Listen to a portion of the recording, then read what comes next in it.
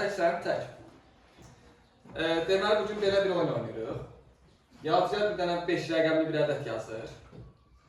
Sonra mən bir 5 rəqəmli ədəd yazıram. Sonra yazıcılar, sonra mən. Sonra yazıcılar yenə sonra mən. Və aldığımız ədədləri toplayırıq. Aldığımız cəmi mən burada vərəqə yazmışam. İnanırsınız buna? Yox, xeyr. Hə? Xeyr, mən inanmırım. Rəqəmləri müxtəlif bir də 5 rəqəmli bir ədəd yazır.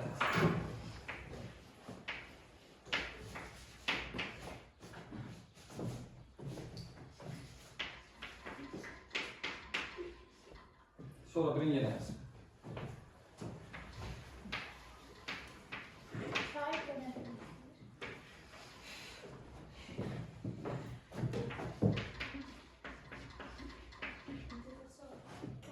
Yenə yaz.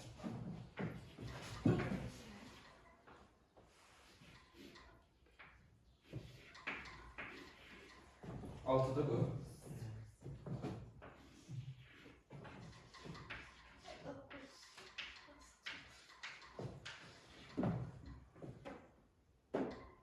Toplama. Toplayalım mı? Kalkülatörle toplayalım.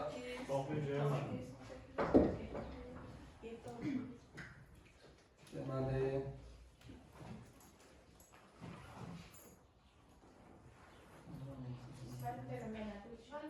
Deməli, sən ədədləri mənə deyəsən, mən toplayıram. 12.750. 12.750. Üstə gəl, Amma özün yaz, mən deyim sən yaz.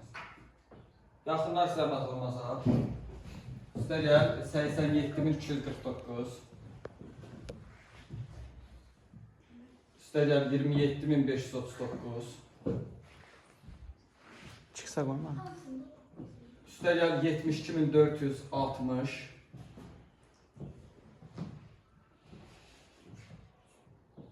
Üstə gəl, 32.456. Üstə gəl, 67.543. Düz yazdın mı? Bərabərdir. 299.997. Sizcə burada ədəd yazılır? Bəli, yazdım. Hə? Yazdım.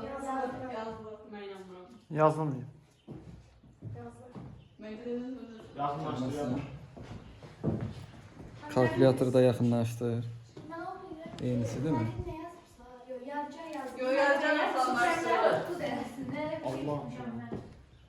Nerede sir burada? Oyun ata tanısın. Ya, siri kim bilir? Kimsə bildi mi? Kimsə tuttu mu nəsə? Üçüncü qruplardır bunlar, tətil sıralar. Birinci qrup kim var? Ya da sən də nətər oxumalısan? Bağlaya bilərsən. Bağla.